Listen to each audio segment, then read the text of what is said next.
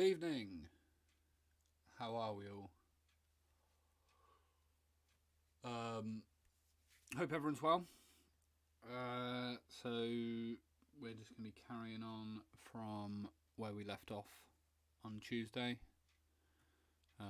covering in this leg area and stuff. As always, if anyone has any questions, pop them in chat. See if I got the camera in the right place. Okay.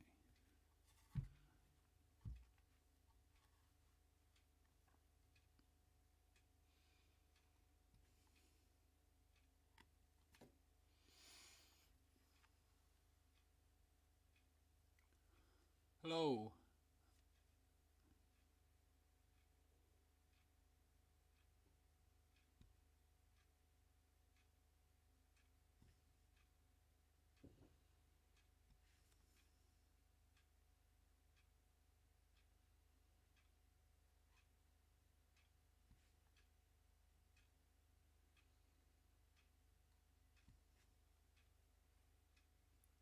Hello, George.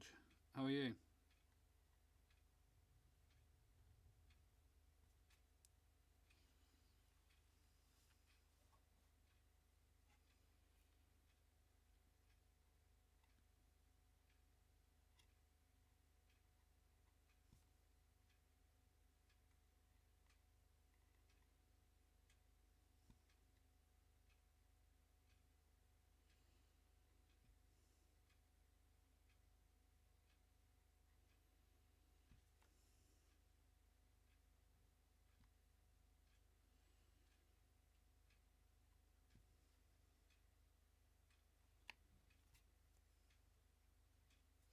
Hey, Nigel.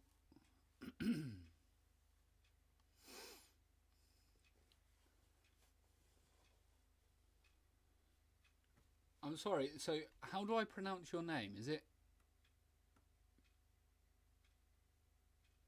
Vit? I'm really bad with names. I do apologise. Vitenis. I hope that's correct. I really do apologise if not.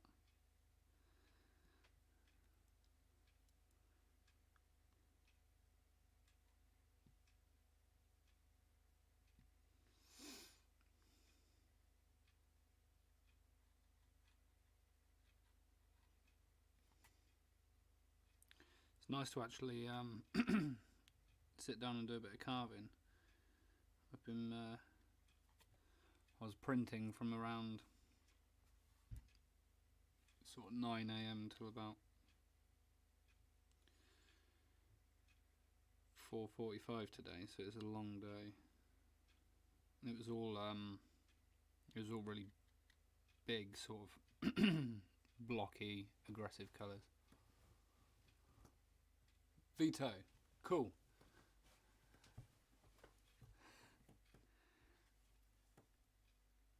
I do apologise if I mispronounced it.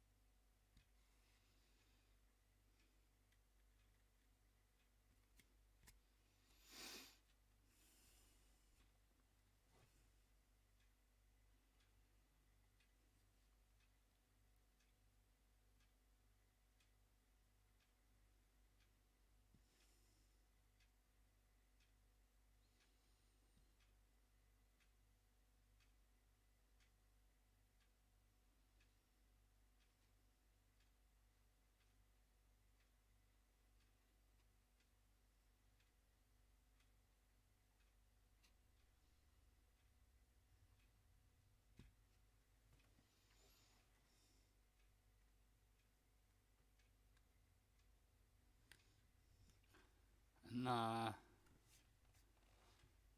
Yes. So I do have plans to stream the printing. It's just a case of quite a few of the viewers of the stream are based in the US. I think the majority are based in the US, and while carving is, I can sort of pick it up and do it any time of the day, printing is a little bit of a different story, as I have to get the paper out and it has to sit and thaw out for a while, and then it's a longer process. So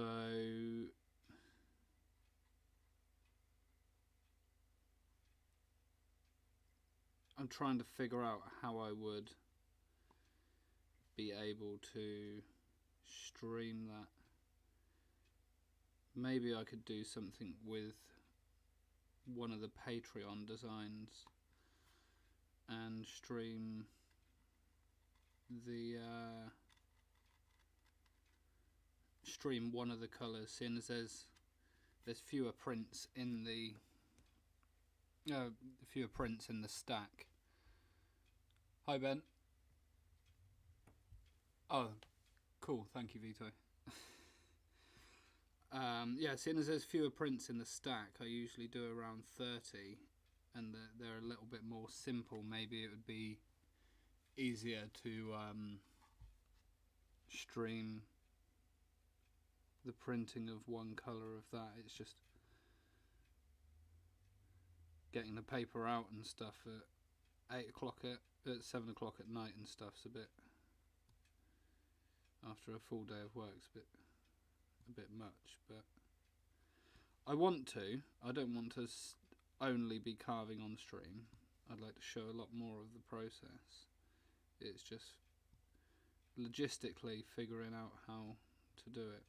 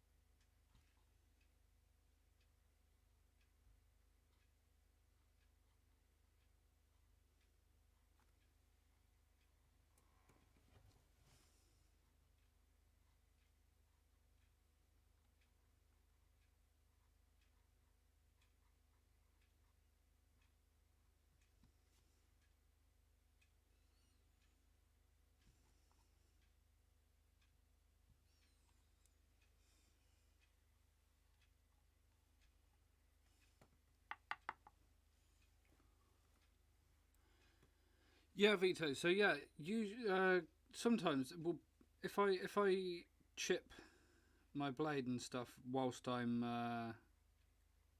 carving, then I fix it on stream. Usually, just to save time, I don't.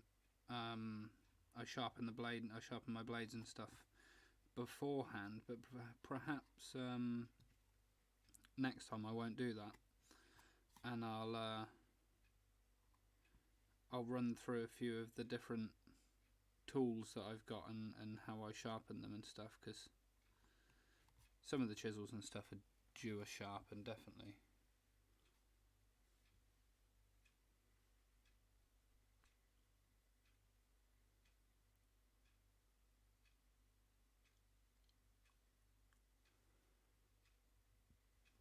Yeah, that could be a good idea, George. I just had an idea come to me. I'll run it by you guys. What if I were to film sections of the process of me actually printing, and then sort of put it into a video, and then commentate over the top, sort of give a running commentary of what I'm doing, and point some things out as I'm going, as opposed to me trying to stream the process at night after a full day's work. How would that sound? Perhaps do that with the next Patreon design.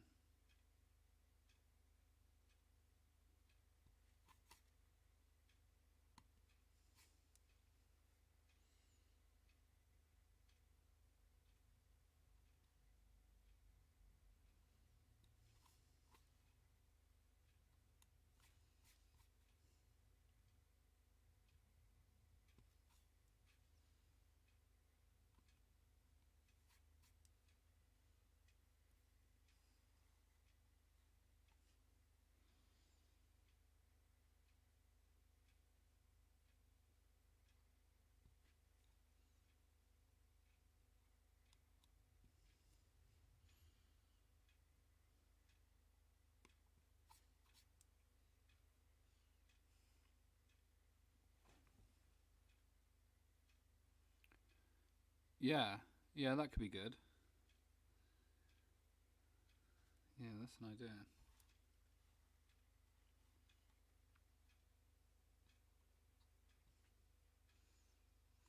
Yeah, I would like to. I'd like to put some sort of video together for the Patreons. It could be an idea. I'm not so much into the whole like talking head presenting style of thing, but definitely maybe providing voiceover over some work and stuff would be, or even doing some form of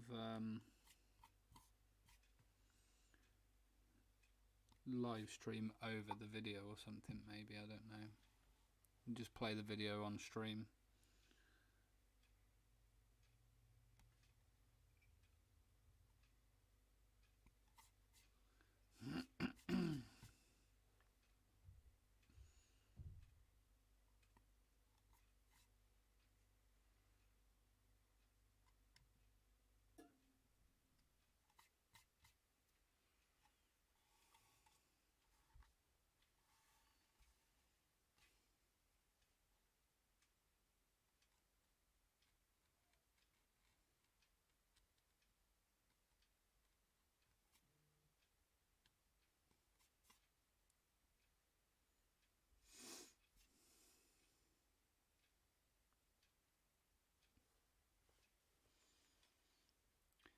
We're going to get through this block pretty quick, I think.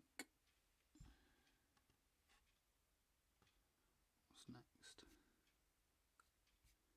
Let's do this foot in here.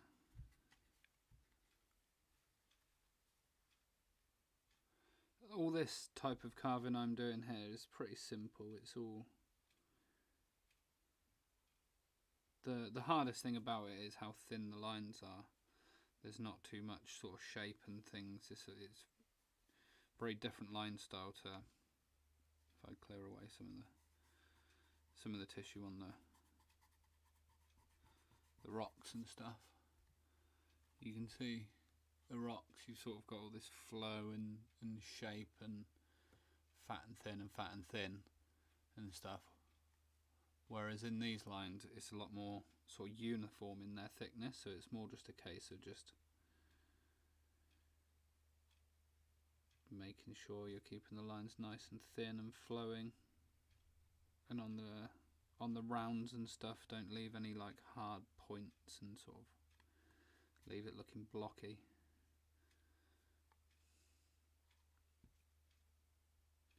Carving really fine lines is you need a very well sharpened blade.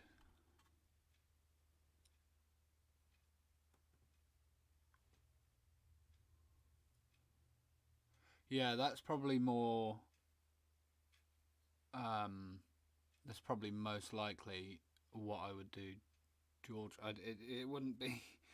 It wouldn't be something super polished and professional. It would be more just having a series of clips and the sort of longer form clips of me working that mostly would be silent, and then so it's just sort of the sounds of me working and then me pointing out things, making comments and stuff on what it is that I'm working on, and particular things to look out for as I'm going through, and sort of condense a few hours of printing down into maybe 15 or 20 minutes.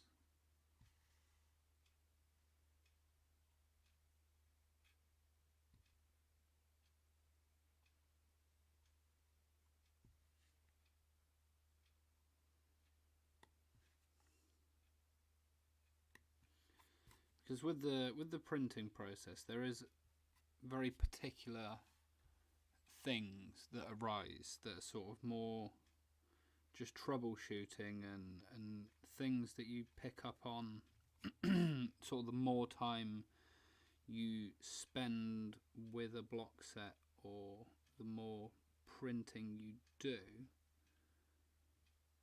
you sort of know things to look out for, if that makes sense. Like, for example, a block that I was printing today was a green and grey mixed colour, and because I'm using a watered down black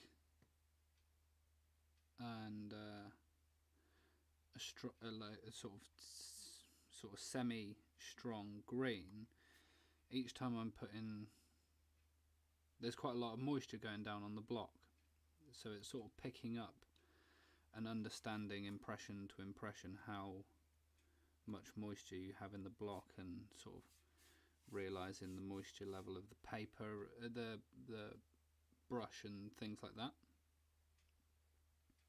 and sort of adjusting that impression to impression.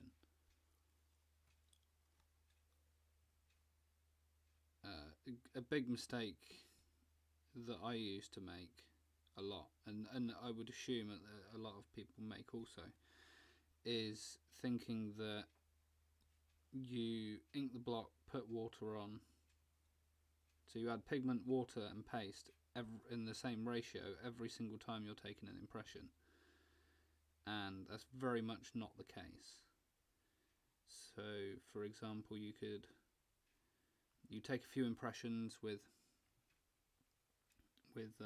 adding all three and sort of charging the brush up and charging the block up and stuff, and then it will reach a certain point where you can take a few impressions just from the brush, because the brush is nice and loaded, the block's nice and saturated and stuff like that.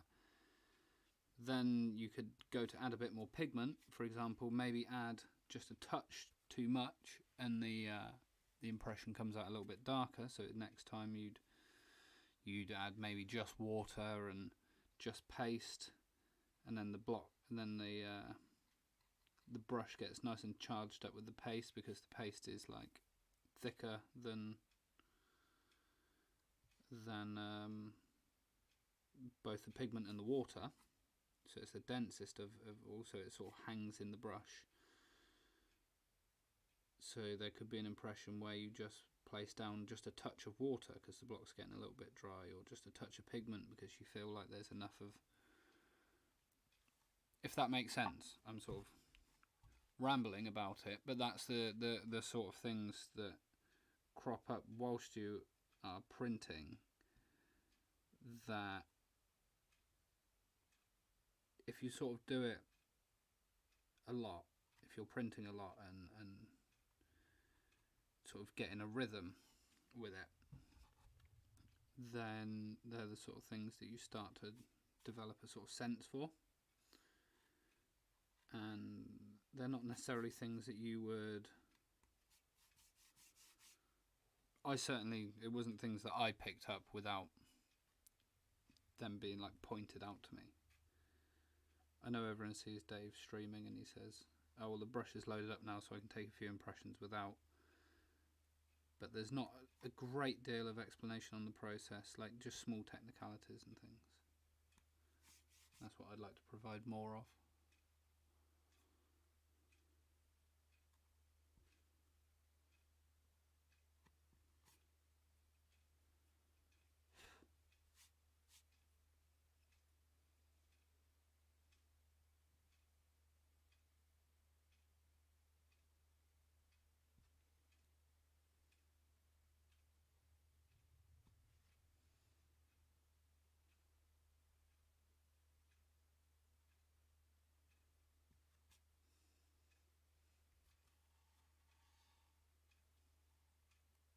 Yes, you're correct there, George. Yeah, yeah, and also, in addition to that, it's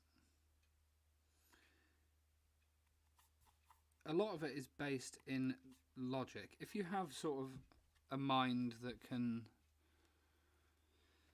make sort of logical decisions on the fly and things like that, then it becomes easier. I like to think that the process of creating woodblock prints sort of suits my sort of mental disposition and how I like to sort of categorize things in life anyway. There's always sort of a process within the system, and if you can sort of grasp that process to a competent level, you're then able to build an ability to sort of make those decisions on the fly and stuff like that.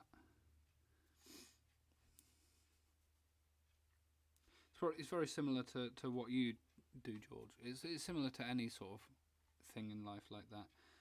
That if you can become competent in the basic movements and the basic structure of whatever the task is, then you're able to then make decisions whilst you're doing that activity or partaking in that process. I feel like that's a very valuable part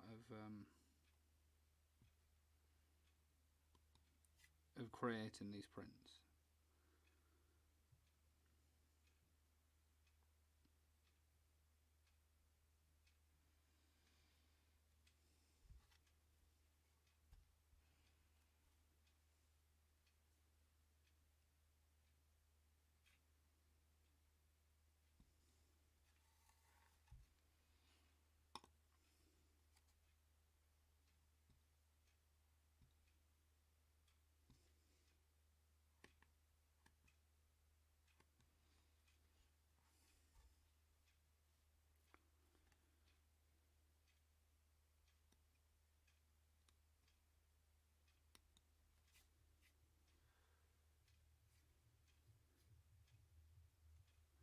And what's good about making prints like this is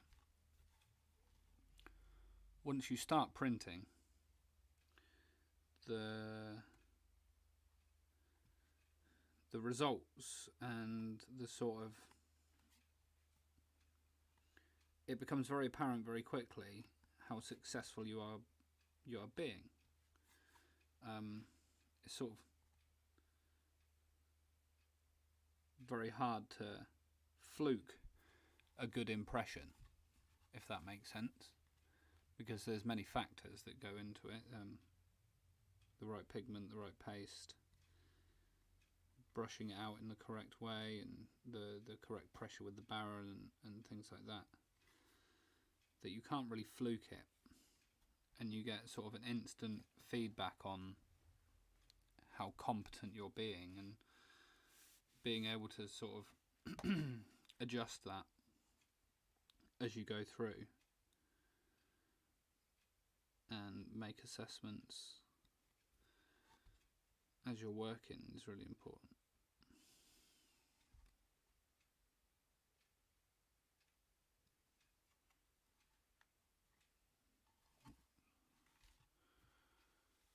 Sorry, this is going to be a little bit awkward on camera because I'm turning the block and sort of missing the angle of the camera a little bit.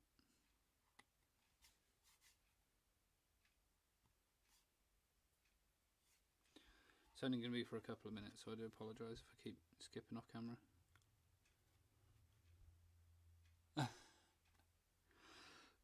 But the thing is, George, every time we are not successful in something, we will always, inherently, we will always do better the next time, because it's sort of part of our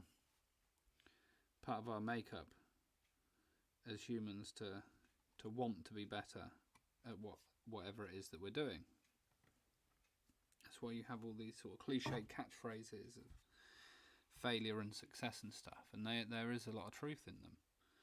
Every time we don't succeed at something, say we go to make a print and it turns out horrible and it's all splotchy and there's too much water and things like that, you can, it's not the end of the world. It's not like an oil painting where you step back and it looks terrible. All you've got to do with making these prints is just damp your paper up and go again. Don't get disheartened by it, and just adjust things very slowly. You don't need to go and make wholesale changes and get frustrated. It's just change one or two things each time and just keep getting the reps in. That's really important. It's just keep doing it. It's just one of those things that you just got to keep doing it over and over and over and over, and then one day it will just click and you'll take an impression and you think, oh wow, that wasn't hard and scary like it seemed for the last 6 months. And then you remember that next time you come to make a print, and it sort of snowballs from there. And I'm not professing to be any good. I end up with many rejected prints, and even my successes are nowhere near of the quality of more experienced printers and stuff like that. Nowhere near. I'm just some guy in England hacking away at a block and sort of semi figured out a way to not make awful prints. But I have sort of given it my all and tried my hardest to get better.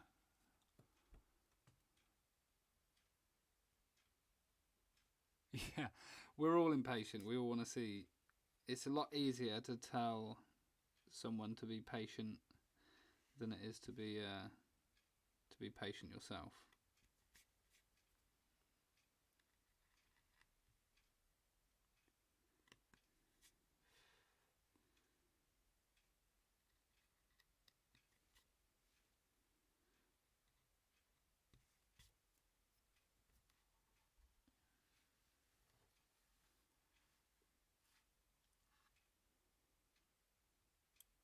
That's exactly it, Nigel.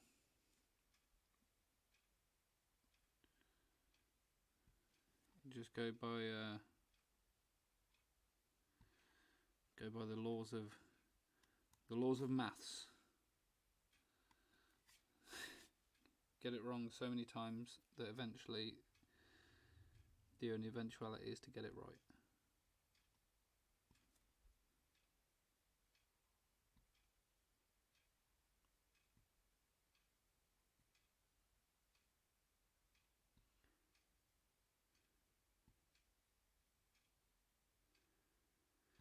And I mean, I can't recommend this for everyone, but the way that I sort of forced myself to really put the time in was I made it my job.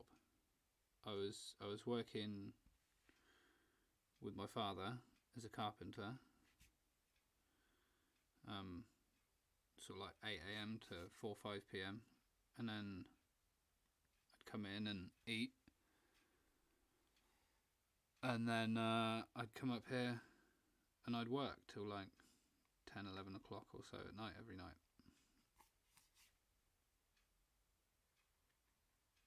And would sort of make one print every 3 months, and progress was really, really, really slow. And it finally got to the point where I sort of thought to myself, well, I want to do this as a job. This is what I want to do. But it's never going to happen this way. And thankfully, my dad was understanding and supported me in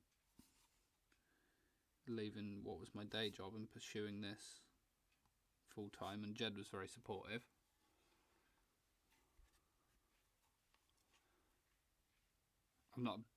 I'm most definitely not suggesting that everyone here goes and quits their job and starts trying to make prints to make a living. But that was the way I sort of threw myself in at the deep end and put pressure on myself to, right, you've got to pay the bills and you've got to make it a career now and really work to make money.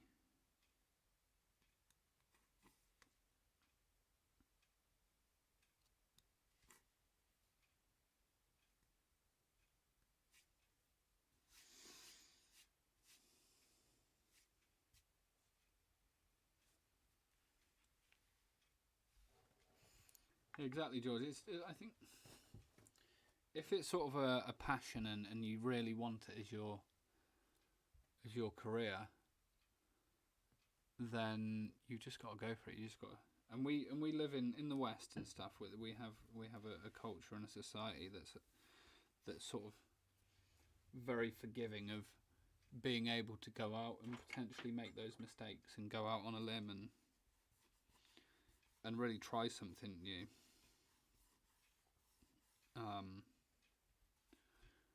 We're very fortunate in that, but yeah, you just got to give yourself.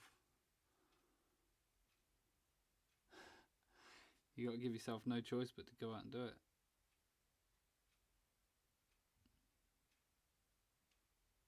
Just put the time in. No, it certainly isn't. But yeah, I did that for years and just sort of bumbled along and stuff. And what's great about this though is that it can be your profession, or it can be a really fulfilling.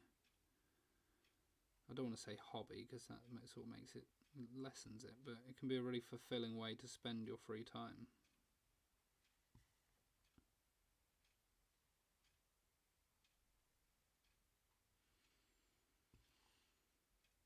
And if for whatever reason I couldn't make prints anymore, then that's exactly what I would do. I'd just take it up as a hobby and I'd sit and carve at night and just have fun with it.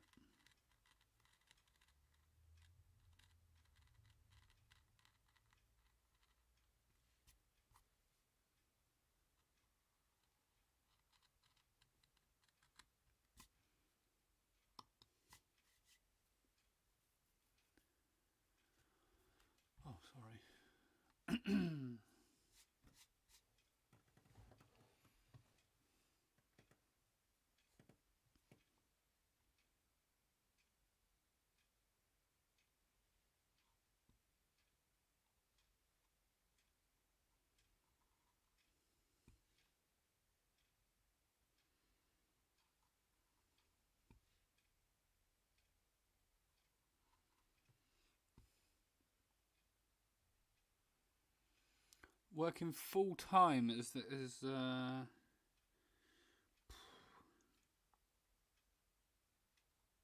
so in so you can sort of split it into categories of people that are working in a more traditional manner, such as myself, and then you have the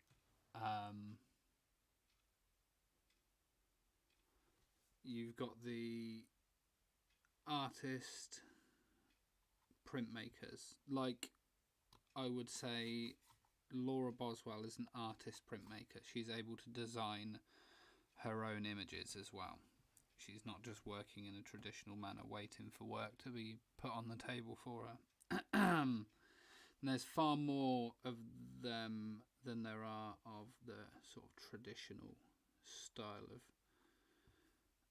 of printmaker. So it's probably hard to quantify. There's probably, I would say, working in this manner, there is probably maybe a few hundred, including people in Japan. That's a blessing and a curse. I'm definitely not in a saturated market, but at the same time, I'm working in a very niche market. Have I got the ideal combination of profession, work and hobby? You would think so. I absolutely love what I do. And this sort of moves into a point that I was going to make as well. Sort of the past year with COVID and all the lockdowns and things, especially in the UK, we've had multiple lockdowns and everything's been shut down. Haven't been able to see friends and family, and there's been times where I haven't seen my partner for like 3 months, 4 months maybe. So all I've been able to do is sit and work, and that's been great in terms of development, but in terms of like motivation to sort of get up in the morning and make prints and be excited for it, it's sort of turned a lot more into a job in that aspect. But that is not to say I don't enjoy it. It just means that I haven't had any reason to sort of get up from the bench and stop working. So that's sort of all I've done continuously for over a year.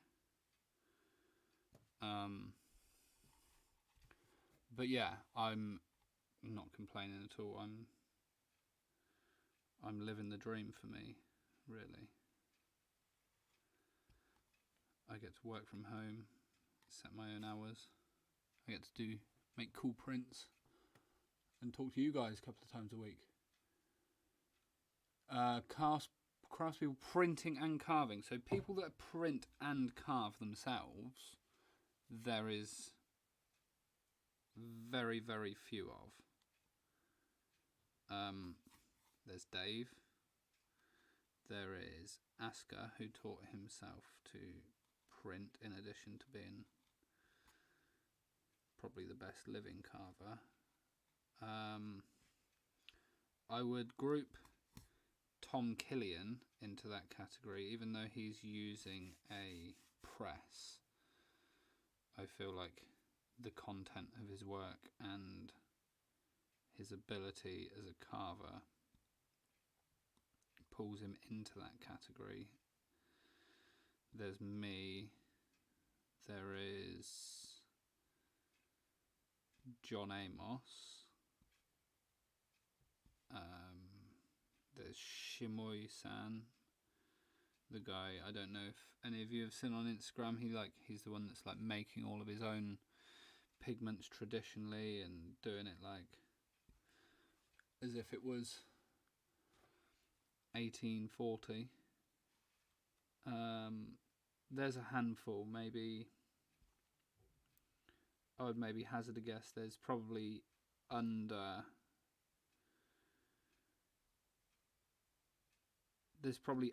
50 people doing it like this, where you're doing the whole process yourself in a traditional manner.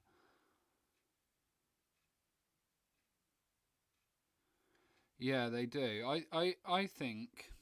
See, me and Jed were talking about this the other day.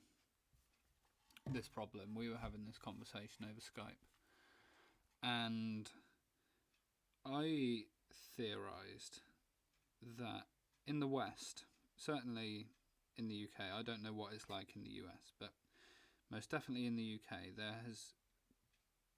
there's definitely a sort of a growing sense in younger people. I mean, people in and around my age, not necessarily people of I can't speak for sort of teenagers and things like that, but definitely people in and around mid-20s, moving into the 30s, of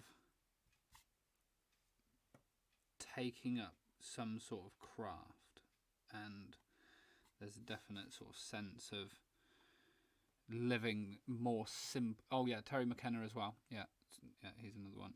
And living a more simple lifestyle. So my theory was that, in fact, what we will see is there will be a rise in younger Western people. And the more Japan is popularized in the West, Japan is a massive tourist destination.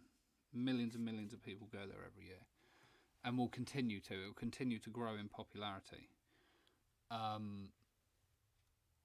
So I think it's going to be driven by young Western people that are going to see Dave's work, and they're going to see prints in Japan, and it's going to inspire them to take it up more. And this is sort of a goal of mine, is to promote as much as I can that you don't need to necessarily be in Japan to do this. You can be in the West and stuff, and there are ways that you can learn. We live in a world where it's very easy to access information, and Dave's done a fantastic job in providing that information to people. And then off the back of that, this is all speculation, I feel like off the back of that, then you will see more younger Japanese people. As Japan continues to westernize, you will see younger Japanese people seeking out that life that's not so reliant on the cities and the larger companies and corporations and stuff, and will seek out more sort of self-employed livings, and that will hopefully drive people towards woodblock printmaking, and in turn revive these supply lines that are declining. But that's a big goal of mine, is to promote as much as I can in the West that it is in actual fact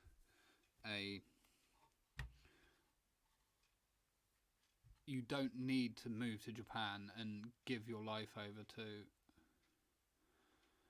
to a master and do all these things to become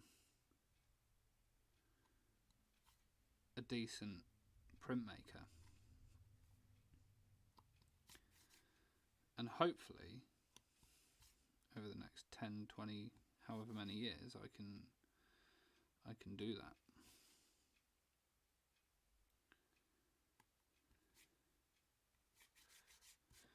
But that's my theory.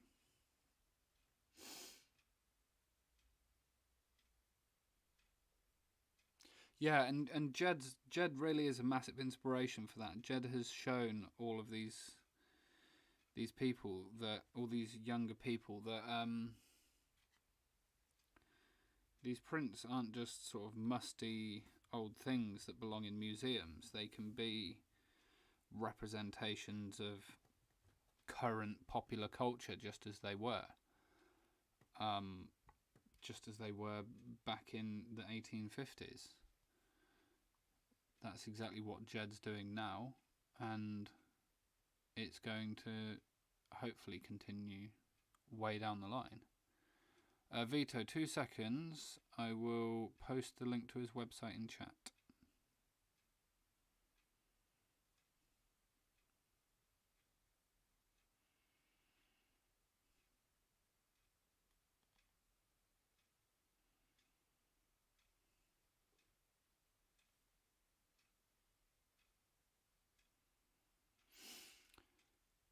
Yeah, I know, George, and that's how I feel. Where's the light come on this camera? Wow. And that's very much how I feel it will trend towards. There will always be very high class woodblock prints being made in Japan. But I feel that there will be a similar trajectory that will be followed in the West, and a lot of people will take up whether it doesn't matter if they're making their own designs and they're artist printmakers, or if they're wanting to be craftsmen and things like that. It will all keep those supply lines and the basic passing of information. It will carry that on, and that is the most important thing.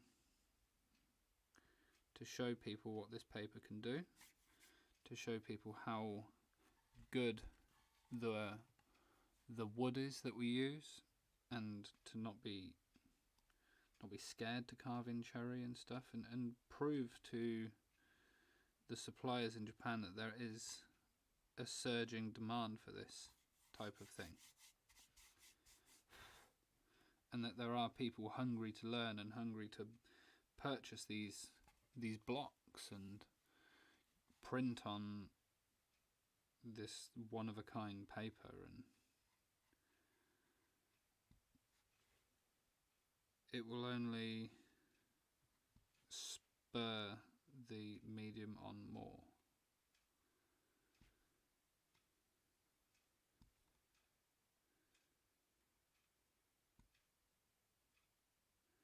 And I mean, if I can, me being some random guy in England, can sort of semi, it's going to be a terrible pun, semi carve out a profession, so to speak, doing this in the traditional manner, then what say that anyone else can't do that for themselves? And why shouldn't they?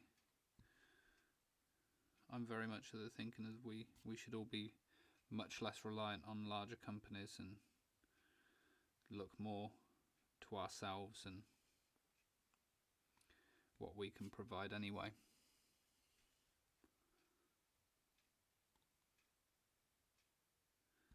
How we can work and live in more conscious, more sort of simple, and without sounding too sort of hippie, more sort of ways that are conscious towards, sort of ethically conscious, I suppose. Yeah, it's a terrible pun, I do apologise. Oh.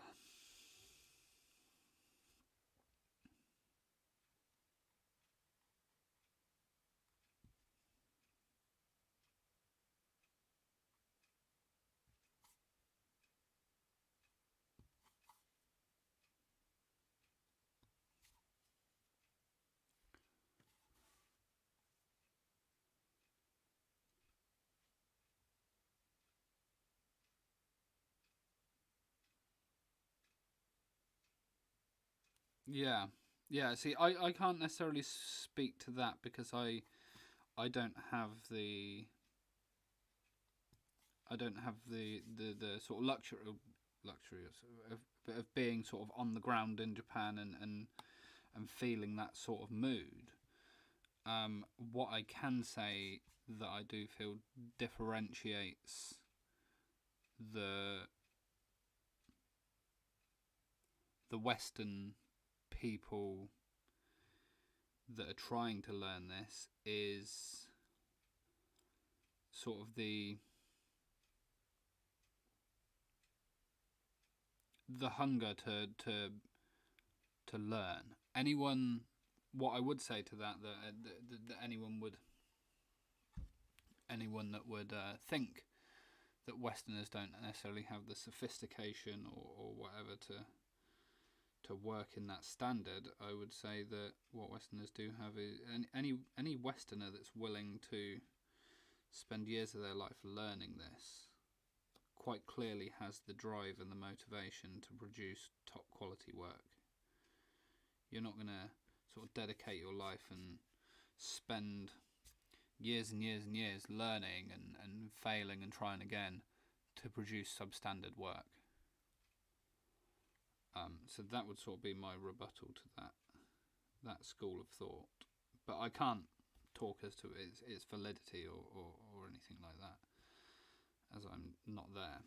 And I've only ever had complimentary things said from Japanese people. But then it would obviously be complimentary. No one's going to come out and say, "What are you doing? That looks terrible." At least I hope not.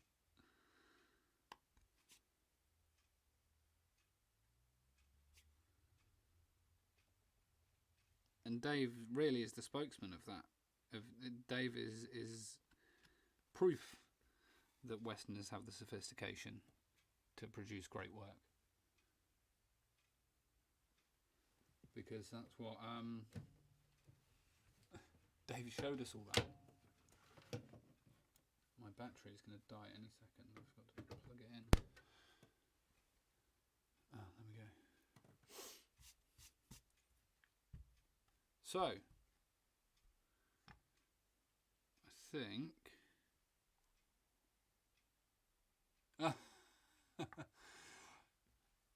it's just, Eric, it's just about doing it. That's all any of us can do. If we're interested and we're passionate about it, then all we've got to do is sit down with your knife and just do it. And bit by bit, you can build a collection of tools up. Bit by bit, you can afford a block. Spend 6 months carving in that cherry block, and that will teach you that will teach you everything you need to know. Keep watching Dave. Ask me any questions you need. You can't go wrong there. Yeah, we don't, and I don't know how appealing that apprentice system is anymore, personally. The costs of living have gone up massively in the last 5 or 10 years. The cost of living in most developed nations has increased exponentially, far more than what wage is increasing at. So people aren't inclined to go and work as an apprentice and earn low wage and be given terrible jobs. People want to go into a well-paid job and be earning good money and to be comfortable straight away, because that's the demands of society and just the demands of the cost of living require that. But what we can offer is for people, hypothetically, if you have an organisation set up, a company set up, say I was to have a company set up that produced woodblock prints over here in the UK, the way I would structure the training of staff would be to hire people slowly and steadily, have them work just as employees of the company on a standard living wage that you would receive in the UK. Have them handle admin-based tasks. Have them sit with me and learn and work, produce the tracings for the work, because then you're studying the lines and things like that. You're studying how the blocks were carved, and you're going to learn a lot about those sorts of things.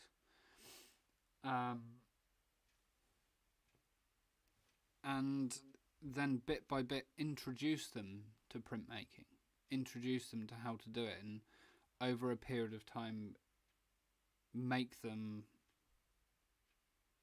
effective and make them worth the money you're paying them. You can't just expect someone to come on for £3 an hour and work as an apprentice for 5 years. You've got to offer them a living wage. Yeah, so Taryn's doing it. He's teaching as well, so he does have an income. And he carves evenings and weekends and things. He's teaching English out there. Because people just can't afford it. How can you afford to live in Tokyo and do that? But it's going to come from the individuals that are going to inspire other younger people to take this on and to really push for it. And we've got to believe that that's going to happen. Otherwise, I'm going to be out of a job in 10 years. I have to find some other thing to do. I'll just start carving, I don't know, gravestones or something. Yeah, I would. Hopefully, I'd be a lot nicer. I don't know. I haven't got anyone working for me yet, so I don't know quite how demanding I'd be. I'm not very good at handing over responsibility to someone else, but I suppose it's a learning process on both sides. Right, so we're running over time. I've got to go. I've got to go for a run. But thank you everyone for joining and staying all the way through and listening to me rambling. It's probably a little bit incoherent and random today, but thank you everyone. I'll be back on Tuesday. I'll try and get this area cleaned out over the weekend so that we can sort of see a little bit of progress on it. And we will continue on. We'll get this shell done, and then we'll start working on these crabs and the rocks and stuff around here. We'll probably move down on this rock area here, actually. It looks a bit easier. But thank you everyone for stopping by. Everyone take care. Have a great weekend. Stay safe. And I will see you all again. Goodbye.